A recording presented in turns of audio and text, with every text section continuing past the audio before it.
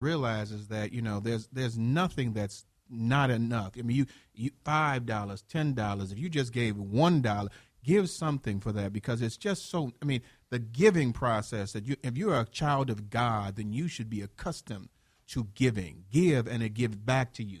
And you've got to realize that is what you have to do. And so we're asking that everyone who's listening to our show, and we're going to make sure on Facebook and on Twitter that everybody understand that this is an awesome thing that New Faith is doing, and that you should be a part of it as well. And we're going to make sure that we will continuously put it on there so people can understand about how important that it is. Baby, you got something you want to throw in there? Since we were talking about children, are we doing a disservice to our children by not telling them the truth to who's really buying the Christmas gifts? Absolutely, absolutely. Come on, because they're believing in something that's not real. Yeah. The Santa Claus. Right, and if your developmental stages is at the beginning of life and you're giving them Santa and not Jesus, then how are you going to give them Jesus at 10, 11, and 12? And they're going to be looking at you like, what? Because now they're selfish at this point. Right, they are. And disobedient. Yeah, and what happens a lot of times, I was telling people, it's like the kids will sit down there and they'll be disrespectful to the parents because they think Santa's going to give it to them. Moreover, now they know you're a liar. Yeah. Because you've told them something that's not true. Yeah. I was reading some of these things on here. It was kind of funny because they were talking about why Jesus is better than Santa. And it says, Santa lives on the North Pole. It says, Jesus is everywhere. Santa comes out but once a year. Jesus is a ever-present help. And I said, I just love these. And it got a couple of more, and it says, Santa lets you sit in his laps. Jesus lets you rest in his arms. I mean, so it's just, I'm going to give us some of these things that they have on here, but I like one of them that says, all Santa can offer is ho, ho, ho. Jesus offers health, help, and hope. I like that. And so, the things that God and Jesus provides is so much more. I was so glad that my mom, when I was earlier, never told me that there was a Santa. But, I mean, I was a kid anyway. I didn't care if it was, I just wanted presents, and so, but when she let me know that and we did that with our kid, I just think it's just a disservice for people to make them believe in something fictional when there's something eternal that can be much more and will be with you for eternity. That's right. And we never think about that. We're going to spend more time over there than over here. Amen. So choose where you want to be. Mm-hmm. I'm telling you, choose ye this day who you shall serve. That is so debatable, though, because some people that I polled with this topic was telling me, well, Brenda, we know where you stand with it. And I'm like, yeah, I do stand with it. If I had a child, if I birthed one, I would teach them about Jesus Christ. I mean, like you said, train a child of where they should be, and they're going to go right in the right path with it, because little children, you can mold them. Like you said, 12 years old, they selfish. They telling you, this is what I want. If you don't get it, Santa will get it, or someone else will get it. But then, too, I understand the young lady I was having a debate with, she was telling me that I don't want my child to grow up too fast. I want him to have that innocence. And I'm like, what does that have to do with Jesus Christ? Yeah, right. What does innocence Sorry, but Santa have to do with each anything? other. Yeah. I don't understand. Sellers, you over there again, man. What's going on with that? I mean, why you got 3 kids? What you telling them? I think some Irish twins. I knew she would bring that up. Well, from the beginning, man, I told my children, man, it's mom and dad. It's not a Santa Claus, man. We make sure that you have what we desire for you to have.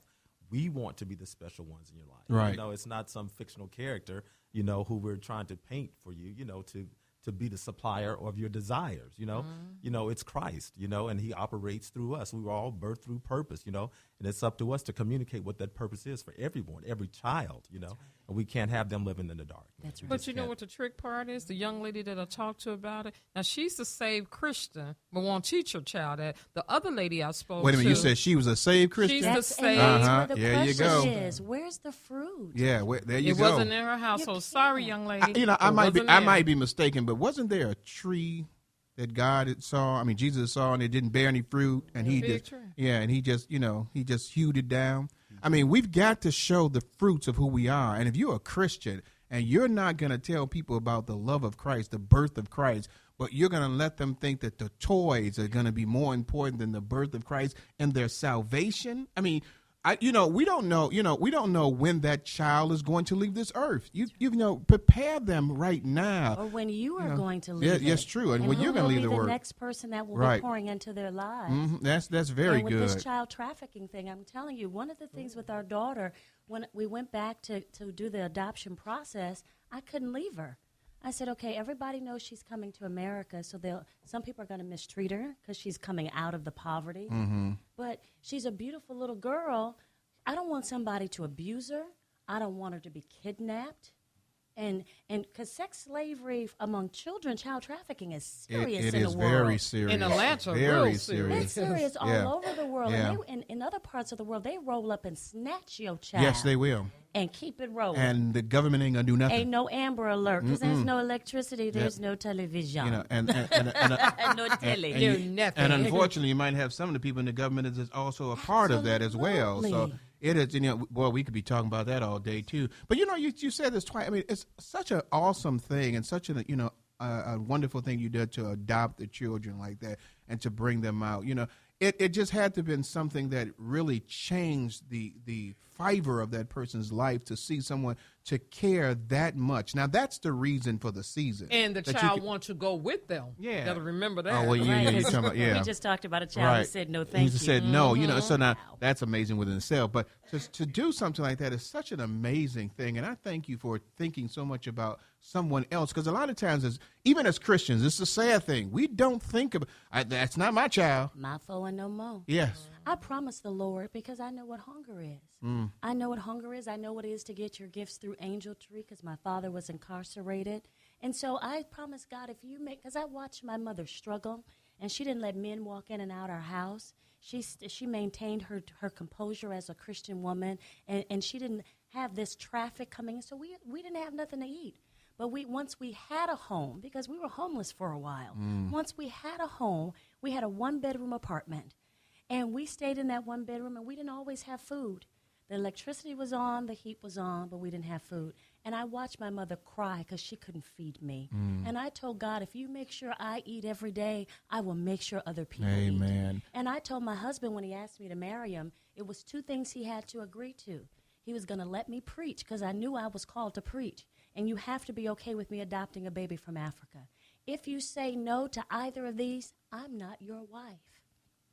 Well, you can see that the answer was definitely yes. Yes, okay. But, I love what you just said. I mean, I love the realness that you're being very honest and open about that. And people need to hear that because a lot of times people think because you're a pastor's wife or you're doing things, you haven't went through any struggles. And a lot of times we don't want to tell people our struggles because we don't want them to think like, oh, well, you didn't go through anything. And a lot of times people don't know about, the struggles we have. We've always shared them.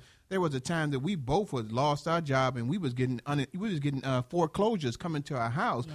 But by the grace of God, we was both unemployed. The house got paid for. See. We fixed the house and went on a marriage couple cruise. Both of us unemployed. We had to celebrate. And this is God doing this. And when we came back, we still didn't have no job. But God, that was like 10-something years ago, and God has always been there. He's exceedingly abundantly. That's what just blows my mind, that God can do exceedingly abundantly. And he wants to trust more of us. Yes. He wants to trust more of us, but we have to show him. Yeah. We have to show him. It's just not lip service. It's just not Sunday.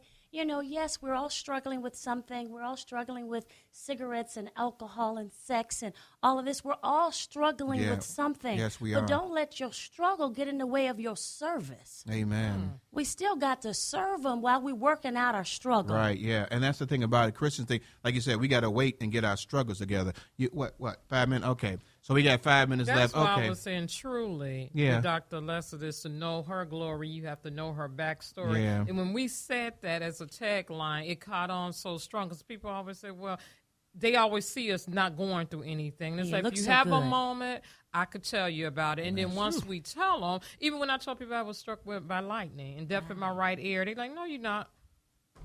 Yeah, well, I know what I've been through. Right. But the thing is, when I tell people that, you want to share it. It's not bragging or anything. And I feel well, I'm going to say it is bragging. It's bragging on God bragging for me. on God, because I'm going to tell you, by the grace of God, I'd have been gone by now. But just by his grace and his mercy, just to help us through, we didn't went through time after time. And that's what I love about you sharing about that, the poverty and situations you went through, but God has been a healer and a provider, and he's brought you forward that not only that you know it was God, you're letting people know it, and you're sharing. You're an example. You're an extension of God, and we don't want to be that sometimes. You know, one of my favorite lines from Angela Davis is, everything you want is on the other side of fear.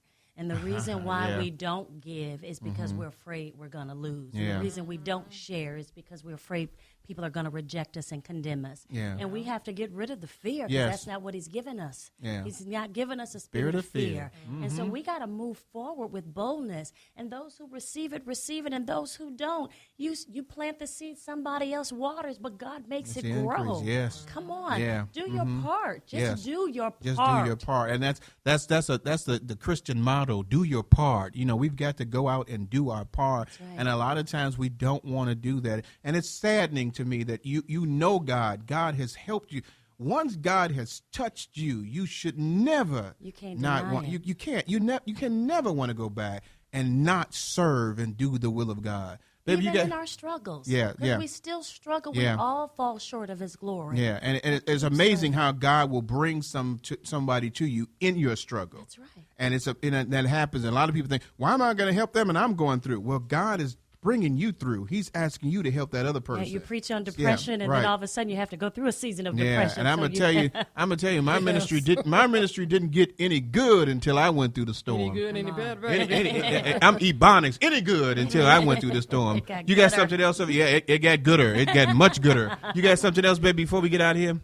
Only thing else is just to remind people next week is that do women always get more than men during the holiday season? And Sister McCain's train is pulling into our last stop. We want to thank the lovely, beautiful, phenomenal, awesome. Give me another adjective here. All that. Reverend Dr. Alexis Felder of New Faith Baptist International Church for joining us tonight. Amen. That church is doing things, and their first lady is She's what? Great. She's awesome. I mean, she's doing it. And we also would like to thank Reverend Vine. We would like to thank him on the show. That quiet voice over there. But welcome and he's the thank warrior. you. He's security. Yeah, he's good. And we've got to also thank your husband. Can you tell us who your husband is, by the way? The Reverend Dr. Trinell Dwayne Felder, the greatest pastor in the world. Amen.